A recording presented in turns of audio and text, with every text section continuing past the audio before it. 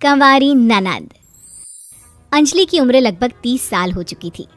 वो एक स्कूल में टीचर की जॉब करती थी। अंजलि के घर में उसकी माँ के अलावा उसका छोटा भाई और भाभी भी रहा करते थे।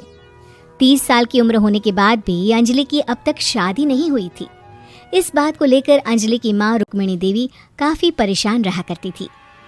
माँ, मैं स्कूल जा रही हूँ, जरा मेरा टिफिन तो दे दीजिए। अब क्या पूरी जिंदगी मैं तुझे टिफिन बना कर देती रहूंगी? अरे कुछ सोचा भी अपने बारे में या बस ऐसे ही? क्या माँ, सुबह सुबह फिर वही बातें लेकर बैठ गई। माँ गलत क्या कह रही है अंजलि दीदी, इतनी उम्र हो चुकी है आपकी, माँ कब तक आपकी सेवा करती रहेंगी? भाभी, मैंने माँ को कब कहा कि मेरी सेवा करो?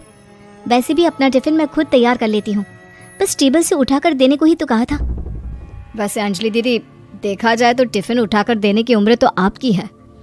आपका अपना घर परिवार बच्चे होते तो ये जिम्मेदारी आज आप पूरी कर रही होती। एक बात मेरी समझ में नहीं आती, अगर मेरी शादी नहीं हुई तो इसमें मेरी क्या गलती है और तुम सब लोग मेरे पीछे क्यों पड़े रहते हो? अरे कुछ कहना क्या पीछे पड़े रहना होता है? अपने छोटे भाई को देख, तुझसे 3 साल छोटा है लेकिन 2-2 बच्चे खेल रहे हैं आंगन में। मुझे आप लोगों की कोई बात नहीं सुननी, जा रही हूँ मैं। और आप में से किसी को मेरा कोई काम करने की जरूरत नहीं है, मैं खुद संभाल लूंगी। इतना कहकर अंजलि वहां से चली जाती है। शाम को जब अंजलि अपने स्कूल से लौटकर घर वापस आती है तो उसने देखा कि पड़ोस वाली निर्मला चाची वहां पर बैठी हुई थी। क्या बात है अंजलि बिटिया, नौकरी करके वापस आ गई? जी चाची जी, कैसी हैं आप? मैं तो ठीक हूँ बेटा, तुम बताओ शादी के बारे में कुछ सोचा या नहीं? अरे रहने दीजिए ना, इससे तो शादी की बात करना ही बेकार है। कुछ भी कहो तो गुस्सा करती है, बात बात पर आंखें दिखाती है। माँ, आप ऐसा क्यों कह रही है? मैंने कब आप पर गुस्सा किया? अरे अंजलि बेटा, तुम्हारी माँ ठीक ही तो कहती है, 30 की होने आई हो, अब तुम्हें भी शादी वादी कर लेनी चाहिए। चाची जी, आप तो ऐसे कह रही हैं जैसे शादी करने से मैंने मना किया हो। रहने दीजिए निर्मला चाची, हमारी अंजलि दीदी को अभी तक उनकी पसंद का दूल्हा नहीं मिला ना, इसीलिए वो शादी नहीं कर रही। भाभी, ऐसी कोई बात नहीं है। अरे तो फिर क्या बात है? तुम्हारी माँ ने तुम्हारे लिए इतने रिश्ते ढूंढे लेकिन तुम्हें कोई पसंद ही नहीं आता। क्या है ना चाची जी, हमारी ननद रानी नौकरी जो करती है ऐसे ही थोड़ी ना किसी को पसंद कर लेंगी। अरे भाई, नौकरी का घमंड है तो बात अलग है, कोई और बात हो तो बताओ, कोई रास्ता निकाला जाए। नहीं नहीं चाची जी, कोई बात नहीं है, बस मुझे अभी तक अपनी पसंद का कोई मिला नहीं है। सुन लिया आपने, इस लड़की के तो पर निकल आए हैं और इतनी उम्र में अपनी पसंद का कोई मिलेगा भी नहीं इसे। माँ, आप मेरी शादी को लेकर हमेशा मुझे ताने क्यों मारती रहती हैं? अपनी माँ की बातें तो ताने लगती है। ताने हैं? बताओ, मैंने कुछ गलत कहा क्या? देखो, ये सब छोड़ो, मेरी दूर की बुआ का बेटा है, उसकी अभी शादी नहीं हुई है, उम्र होगी कोई 34-35 साल। आप कहें तो बात आगे बढ़ाऊं? अरे हाँ हाँ, क्यों नहीं, ये भी कोई पूछने की बात है। अरे जल्दी से लड़के को यहाँ बुला लो।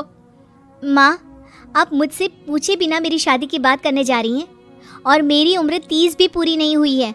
निर्मला चाची कह रही है कि वो लड़का 35 साल का है। अंजलि दीदी, आपको क्या लगता है इस उम्र में कोई फिल्म का हीरो आएगा आपके लिए?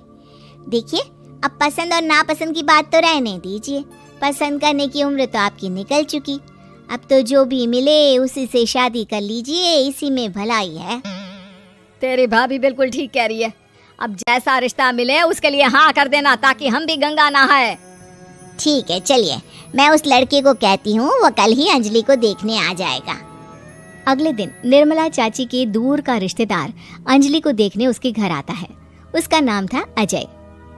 अंजलि जी, तो आप नौकरी करती हैं, वो भी स्कूल में? जी हाँ, मैं स्कूल में टीचर हूँ। हमारी बेटी बहुत होशियार है। अरे पढ़ने लिखने में इतनी होशियार है, इसीलिए तो इसकी नौकरी लगी है स्कूल में। हाँ हाँ ठीक है आंटी जी, जरा मुझे भी तो बात करने दीजिए आपकी बेटी से। जी पूछिए ना, क्या पूछना चाहते हैं? अंजलि मैडम, ये तो बताइए कि आपने अभी तक शादी क्यों नहीं की? बस ऐसे ही, कहीं कोई रिश्ता पसंद नहीं आया इसलिए। लेकिन क्या मैं आपसे पूछ सकती हूँ कि आपने शादी क्यों नहीं की? अंजलि, क्या कर रही हो तुम? लड़कियों को इस तरह की बातें नहीं शोभा देती।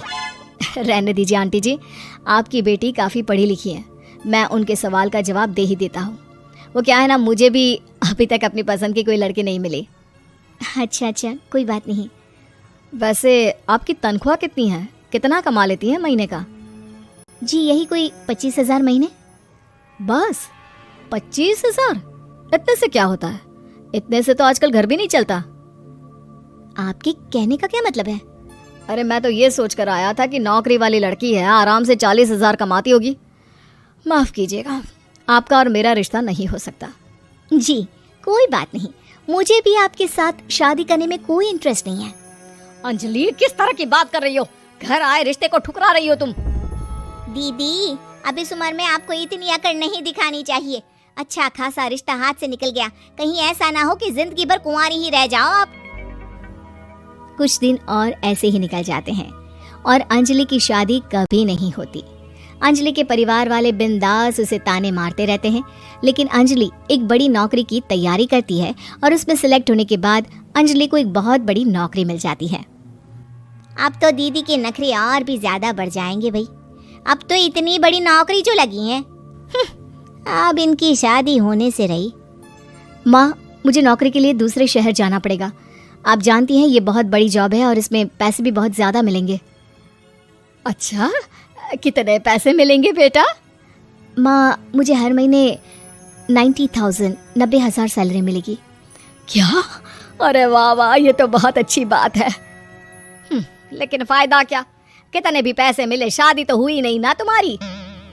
अंजलि नौकरी करने के लिए दूसरे शहर में चली जाती है और जब कुछ महीनों के बाद वो वापस घर आती है तो उसे अपने पति के साथ देखकर उसके घर वाले हैरान रह जाते हैं। अरे अंजलि, तूने शादी कर ली और हमें बताया तक नहीं। और दामाद जी करते क्या हैं? इतनी बड़ी कार है उनकी। माँ मैं आपको सब कुछ बताना चाहती थी, लेकिन आप सबके ताने सुनकर बहुत दुखी हो गई थी और इसलिए मैंने अपनी पसंद से शादी कर ली। मेरे पति मेरे साथ ही ऑफिस में नौकरी करते हैं और बहुत बड़े अफसर हैं। और एक बात बताऊं माँ, आज मैं बहुत खुश हूँ।